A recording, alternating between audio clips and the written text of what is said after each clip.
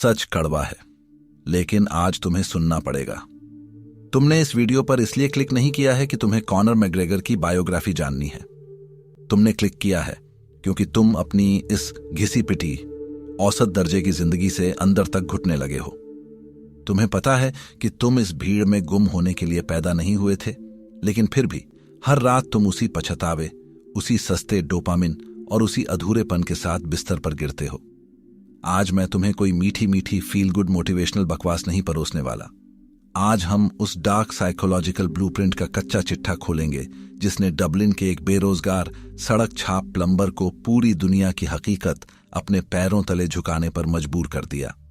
सच बर्दाश्त नहीं होता तो वीडियो अभी बंद कर दो, लेकिन अगर सच में कुछ उखाड़ना है तो एक एक शब्द ध्यान से सुनना। एक बेरोजगार इंसान जो अपनी गर्लफ्रेंड के पैसों पर पल रहा था, उसने एक रात में $100 मिलियन कमाए और अपनी विस्की कंपनी प्रॉपर 12 को $1 बिलियन वैल्यूएशन पर खड़ा कर दिया। अगर तुम सोच रहे हो कि यह टैलेंट या किस्मत का खेल था तो तुम बहुत बड़ी गलतफहमी में हो। उसने अपनी हकीकत को अपने हाथों से मोड़ा है। आज हम एक ब्रूटल साइकोलॉजिकल केस स्टडी करेंगे। चलो शुरुआत करते हैं उस एक रात से जिसने पूरी दुनिया को हिलाकर रख दिया। तारीख थी 12 दिसंबर 2015। UFC सामने था जोस एल्डो, एक ऐसा चैंपियन जो पिछले 10 सालों से अजेय था। 10 साल लोग उसे इतिहास का सबसे खतरनाक फेदरवेट फाइटर मानते थे। और दूसरी तरफ था कॉनर मैकग्रेगर। फाइट से पहले कॉनर ने पूरी दुनिया के सामने चिल्लाकर कहा था, मैं पहले ही राउंड में उसे नॉकआउट कर दूंगा, मैं उसे ओवर एक्सटेंड करवाऊंगा और अपने बाएं हाथ से उसे सुला दूंगा। दुनिया हंस रही थी। लोगों को लगा यह इंसान पागल हो गया है, इसमें घमंड आ गया है। 10 साल के चैंपियन को कोई ऐसे कैसे हरा सकता है। लेकिन जब केज का दरवाजा बंद हुआ तो क्या हुआ? सिर्फ 13 सेकंड।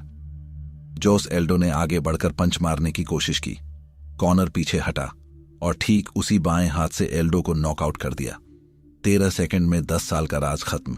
इतिहास का सबसे तेज टाइटल फाइट फिनिश। ये तुक्का नहीं था, ये कोई किस्मत नहीं थी।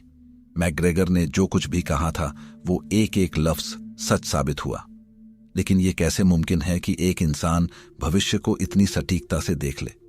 यहीं से शुरू होता है हमारा पहला साइकोलॉजिकल पैटर्न।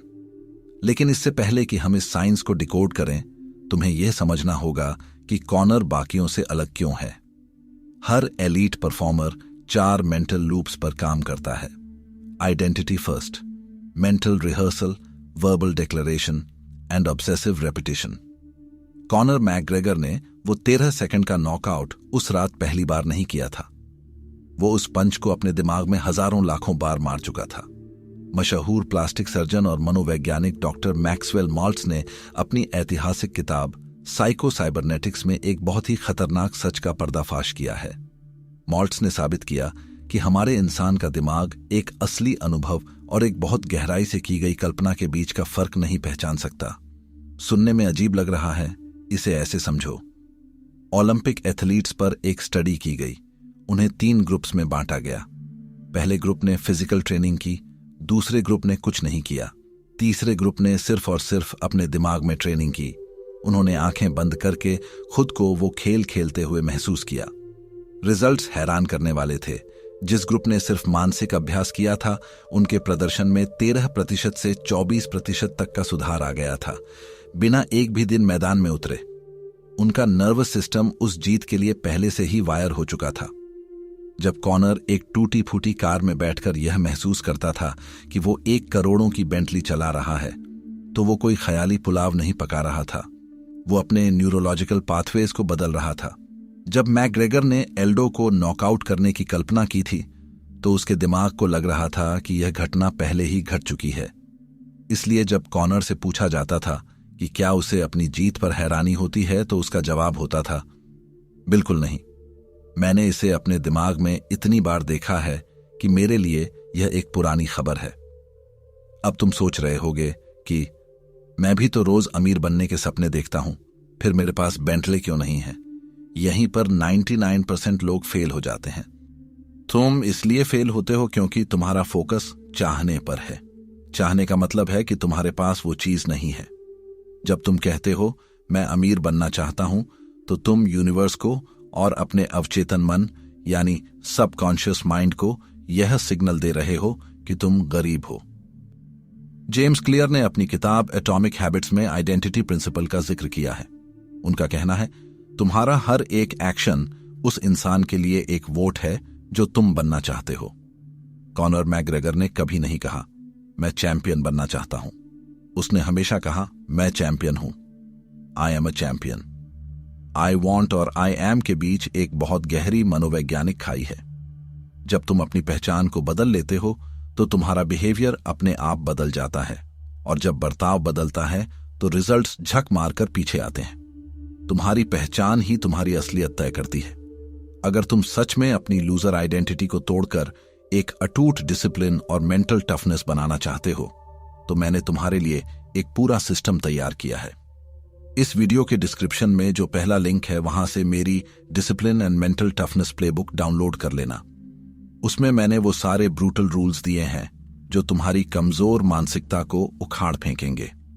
मैं पहले ही बता दूं, यह कमजोर दिल वालों के लिए नहीं है। हिम्मत है तो ही क्लिक करना। इसे तब इस्तेमाल करना जब तुम सच में बदलने के लिए तैयार हो। खैर, वापस आते हैं उस डार्क टैक्टिक पर जिसने कॉनर को अजेय बनाया। यहां चीजें बहुत दिलचस्प हो जाती हैं। मैकग्रेगर सिर्फ शरीर से नहीं लड़ता था, वो अपने विरोधियों को ऑक्टागन में उतरने से बहुत पहले ही मानसिक रूप से तोड़ देता था। क्या तुमने कभी सोचा है कि वो प्रेस कॉन्फ्रेंस में इतना अग्रेसिव क्यों होता था? वो अपने विरोधियों के कपड़ों का, उनके देश का, उनके परिवार का मजाक क्यों उड़ाता था? क्या वो सिर्फ एंटरटेनमेंट था? नहीं, यह एक सोची समझी मनोवैज्ञानिक चाल थी। प्राचीन चीन के महान रणनीतिकार सन त्सू ने अपनी किताब द आर्ट ऑफ वॉर में लिखा है, युद्ध की सर्वोच्च कला यह है कि दुश्मन को बिना लड़े ही हरा दिया जाए। कॉनर जब भविष्यवाणी करता था कि वो किस राउंड में नॉकआउट करेगा, तो वो दरअसल अपने विरोधी के दिमाग में शक का बीज बो रहा होता था। विरोधी फाइटर रात को सो नहीं पाता था। उसे लगता था, अगर इसकी बात सच हो गई तो, और जहां शक पैदा होता है वहां हार निश्चित हो जाती है। मैकग्रेगर ने जोस एल्डो को 13 सेकंड में नॉकआउट करने से पहले वर्ल्ड टूर के दौरान उसे इतना गुस्सा दिलाया था कि एल्डो का दिमाग फाइट वाले दिन काम ही नहीं कर रहा था। एल्डो गुस्से में अंधा होकर आगे बढ़ा और मैकग्रेगर के बिछाए हुए जाल में फंस गया। जीत शरीर की नहीं, दिमाग की हुई थी। अब बात करते हैं उस चीज की जो कॉनर को सबसे अलग बनाती है, इरेशनल कॉन्फिडेंस। मरिया कोनिकोवा की किताब द कॉन्फिडेंस गेम हमें बताती है कि जो हाई परफॉर्मर्स होते हैं उनके अंदर एक डिल्यूजनल कॉन्फिडेंस होता है, यानी एक ऐसा आत्मविश्वास जो आम लोगों को पागलपन लगता है। लॉजिक कहता था कि एक एमएमए फाइटर बॉक्सिंग के रिंग में दुनिया के सबसे महान बॉक्सर फ्लॉयड मेवेदर को कभी नहीं हरा सकता। पूरी दुनिया जानती थी कि कॉनर हारेगा, लेकिन कॉनर का आत्मविश्वास इतना बड़ा था कि उसने उस फाइट को मुमकिन बना दिया। भले ही कॉनर वो बॉक्सिंग मैच हार गया, लेकिन उस एक हार ने उसे $100 मिलियन कमा कर दिए। सोचो, डिल्यूजनल कॉन्फिडेंस ने उसके लिए वो दरवाजे खोल दिए जो किसी और एमएमए फाइटर के लिए कभी नहीं खुले। जोसेफ मर्फी ने the power of the subconscious mind में लिखा है, तुम अपने अवचेतन मन पर जिस भी चीज की छाप छोड़ दोगे, वो इस ब्रह्मांड के पर्दे पर हकीकत बनकर उभर आएगी। कॉनर ने अपने सबकॉन्शियस पर यह छाप छोड़ दी थी कि वो दुनिया का सबसे बड़ा एथलीट है, और हकीकत को उसकी बात माननी पड़ी।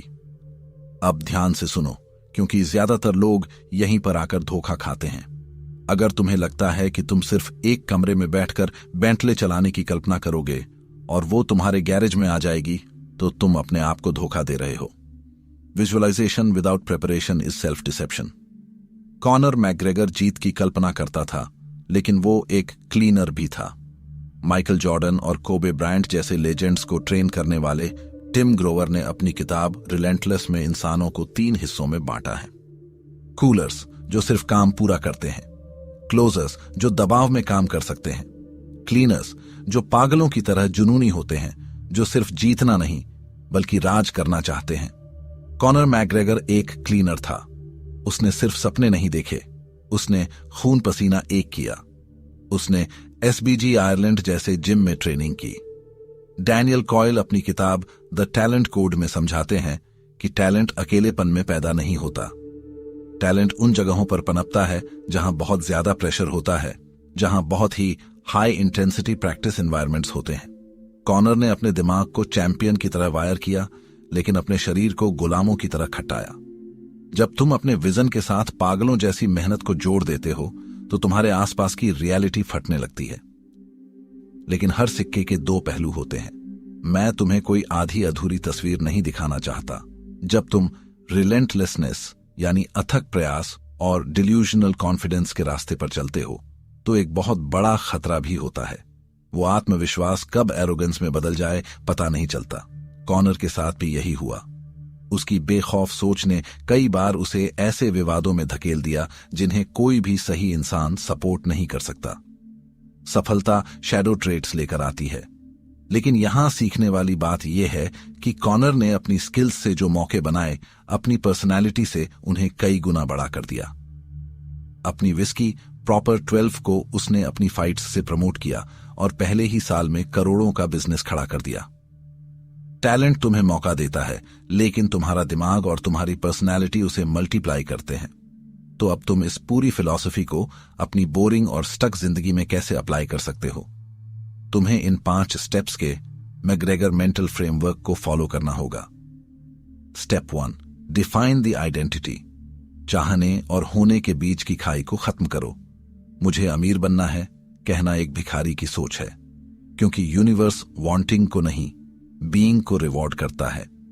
खुद से कहो, मैं वो इंसान हूं जो इतनी वैल्यू पैदा करता है कि पैसा मेरा गुलाम है। जब तुम अपनी पहचान बदलते हो तो तुम्हारा दिमाग उसे सच मानकर तुम्हारे जीने का तरीका ही बदल देता है। Step 2, daily mental rehearsal. आंखें बंद करके सिर्फ सपने मत देखो, अपने नर्वस सिस्टम को हैक करो। सुबह और रात अपने अंतिम लक्ष्य को इतने इंटेंस फोकस के साथ जियो कि तुम्हारा दिमाग असली और नकली का फर्क भूल जाए। जब तुम हकीकत में उस मुकाम पर पहुंचोगे तो तुम्हें हैरानी नहीं होगी, क्योंकि तुम उसे अपने दिमाग में 1000 बार जी चुके होंगे। यही साइको साइबरनेटिक्स का असली जादू है। Step 3, speak the outcome. तुम्हारी जुबान तुम्हारे भविष्य का नक्शा लिखती है। दबी आवाज में गिड़गिड़ाना बंद करो और अपनी जीत का ऐलान करो, चाहे वो खुद से शीशे के सामने हो या दुनिया के सामने। जब तुम पूरे यकीन के साथ आई एम कहते हो तो तुम अपने अवचेतन मन को एक ऐसा आदेश देते हो जिसे वो कभी टाल नहीं सकता। जो तुम्हें चाहिए उसे पूरे पागलपन और साहस के साथ शीशे के सामने डिक्लेयर करो। तुम्हारा अड़ियलपन तुम्हारी आज की हकीकत से बहुत बड़ा होना चाहिए। Step 4, train like the identity. अगर तुम्हारी पहचान चैंपियन की है तो तुम्हारी हरकतें औसत नहीं हो सकती। अपनी डाइट, अपनी नींद और अपने काम के हर मिनट का हिसाब लो। क्या एक लेजेंड 10 बजे तक सोता है या आलस करता है? अपनी पहचान को दिमाग में रखो और उसे अपने पसीने से जमीन पर उतारो। विजन के बिना मेहनत मजदूरी है और मेहनत के बिना विजन सिर्फ सपना।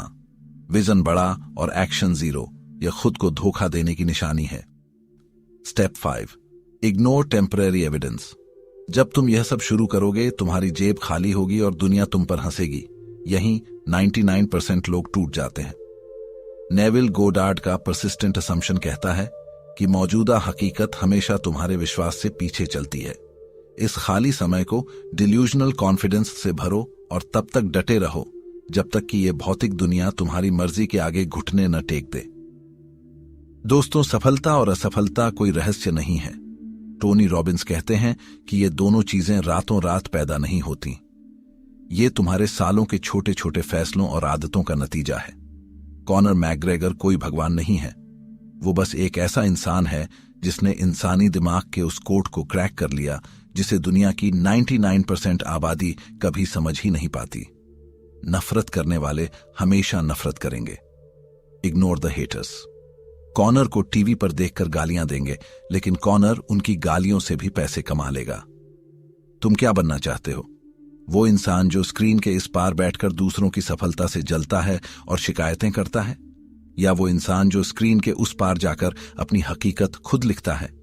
तुम्हारे अंदर की वो आग बुझ चुकी है और उसे वापस जलाना सिर्फ और सिर्फ तुम्हारी जिम्मेदारी है।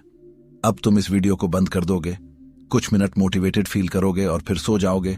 99% लोग यही करेंगे। Visualisation without preparation is self deception. अगर तुम सच में उन चंद क्लीनर्स में से हो तो मुझे कमेंट्स में सिर्फ इतना लिखकर बताओ कि वो कौन सी एक औसत दर्जे की आदत है जिसे तुम आज इसी वक्त हमेशा के लिए खत्म कर रहे हो। सोचना शुरू करो, महसूस करना शुरू करो और फिर हकीकत पर वार करो। मिलते हैं ऐसी ही एक और पावरफुल, प्रैक्टिकल और लाइफ चेंजिंग वीडियो के साथ। बहुत बहुत धन्यवाद।